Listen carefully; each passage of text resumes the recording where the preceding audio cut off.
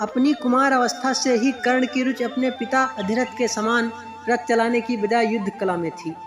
कर्ण और उसके पिता अधिरथ आचार्य द्रोणाचार्य से मिले, जो कि उस समय युद्ध कला के सर्वश्रेष्ठ आचार्यों में से एक थे।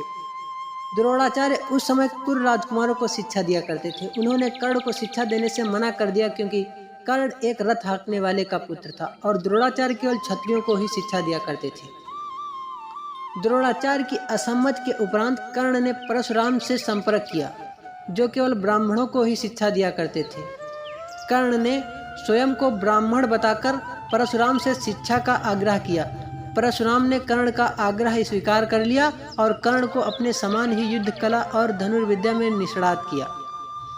कर्ण को उसके गुरु परशुराम और माता पृथ्वी से शाप मिला था। कर्ण की शिक्षा अपने अंतिम चरण पर थी। एक दोपहर की बात है, गुरु परशुराम कर्ण की जांघ पर सिर रखकर विश्राम कर रहे थे।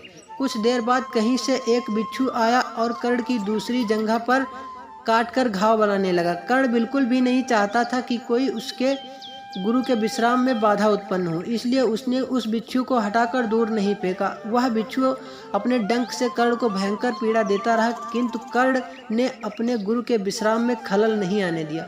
कुछ देर बाद जब गुरु परशुराम की निद्रा टूटी और उन्होंने देखा कि कर्ण की जंघ पर बहुत रक्त बह रहा है, उन्होंने कहा कि केवल किसी क्षत्रिय में ही इतनी सहनशीलता हो सकती है कि वह बिच्छू का डंक सह ले, न कि किसी ब्राह्मण में। और परशुराम ने उसे मिथ्या भाषण के कारण शाप दिया कि जब भी कर्ण को उसकी दी हुई शिक्षा की सर्वाधिक आवश्यकता होगी, उस दिन वह उसके काम नहीं आएगी।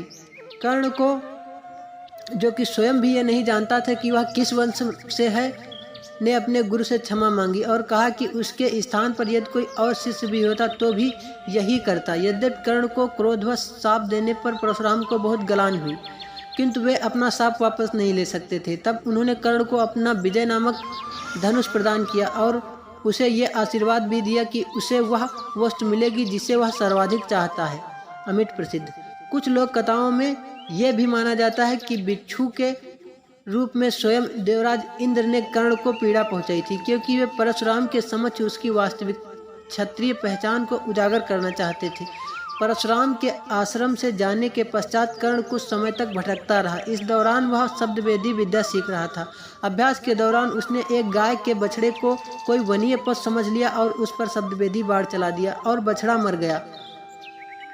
तब उस गाय के स्वामी ब्राह्मण ने कर्ण को शाप दिया कि जिस प्रकार तूने एक असहाय पशु को मारा है, उसी प्रकार तू भी मारा जाएगा जब वह सबसे अधिक असहाय होगा और जब उसका सारा ध्यान अपने शत्रु से कहीं अलग किसी और काम पर होगा।